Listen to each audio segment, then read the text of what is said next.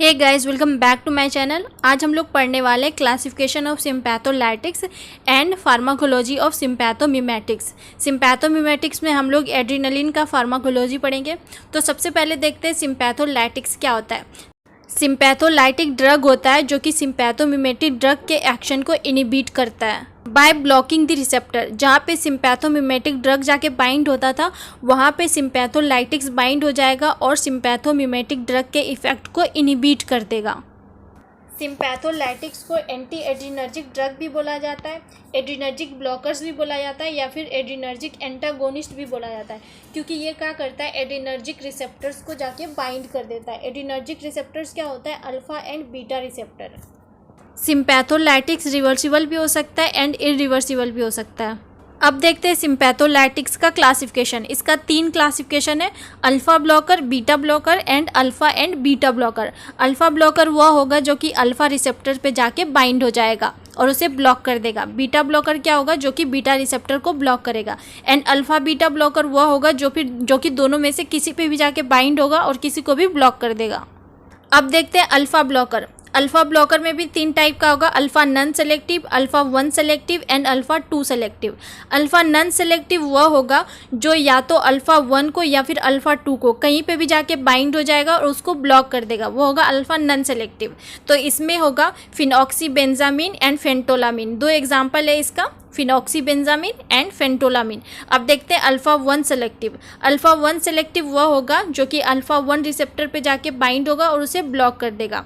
इसका एग्जांपल है डॉक्साजोसिन, prazosin, terazosin. ये 3 याद रखना है इसमें, डॉक्साजोसिन, प्राजोसिन एंड टेराजोसिन। अब देखते हैं अल्फा 2 सेलेक्टिव। अल्फा 2 सेलेक्टिव में हमें एक याद रखना है, जोहिम्बिन, जो कि अल्फा 2 को जाके ब्लॉक करेगा, जोहिम्बिन। अब आते हैं बीटा ब्लॉकर पे। बीटा ब्लॉकर में भी हमें 3 देखना है, non selective, beta 1 selective and beta 2 selective.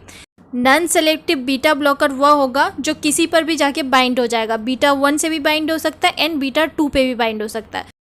तो इसमें हमें 2 याद रखना है, प्रोप्रानोलोल और टीमोलोल। ये 2 याद रखना है नॉन सेलेक्टिव में। अब देखते हैं बीटा 1 सेलेक्टिव, वह ड्रग जो कि बीटा 1 को जाके ब्लॉक कर देगा। इसमें हमें 4 ड्रग याद रखना है, बीटाजोलोल, एस्मोलोल, एटेनोलोल और नेविवोलोल।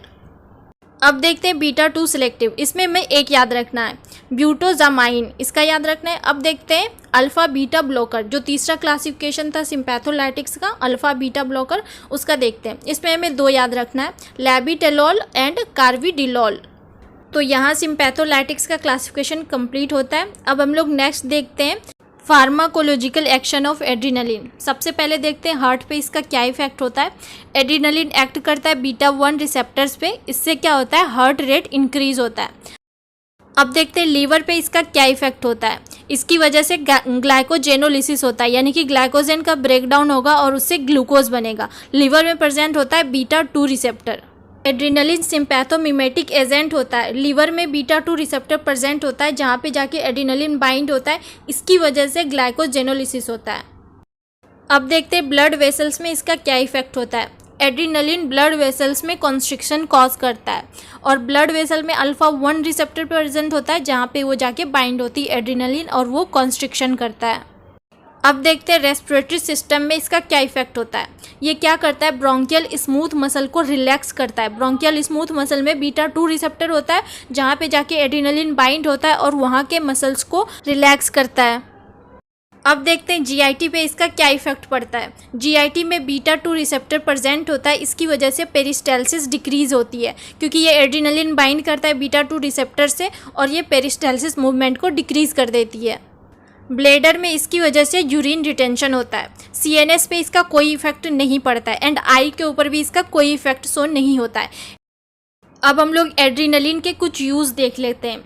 शॉक कंडीशन में बीपी को इंक्रीज करने के लिए एड्रीनलिन का यूज़ किया जाता है। ब्रोंकियल अस्थमा में ब्रोंकाई को डायलेट करने के लिए भी हम लोग एड्रीनलिन का यूज़ करते हैं। कार्डियक अरेस्ट कंडीशन में हार्ट को स्टिमुलेट करने के लिए एड्रीनलिन का यूज़ किया जाता है। ग्लोकोमा में भी एड्रीनलिन का यूज़ किया जाता है। ग्लोकोमा में हम लोग इसे लोकली अप्लाई नहीं करते हैं, इसको एडमिनिस्टर्ड किया जाता है एज अ प्रोड्रग।